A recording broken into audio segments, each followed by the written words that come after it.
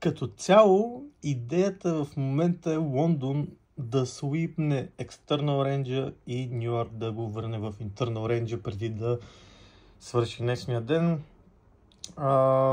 Тук вече трябва, като отвори Нью Йорк Session, вече с External Range да видим за confirmation. За в момента просто гледам маркета.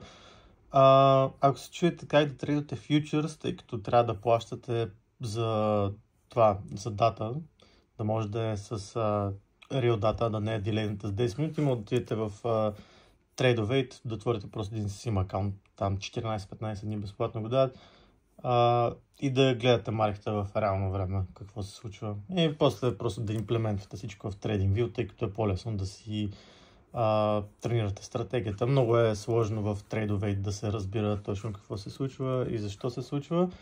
И затова просто гледайте тук за real-time data, а пък в TradingView просто имплементвате трейдовете и ги правите. Осъществявате ги в една дума.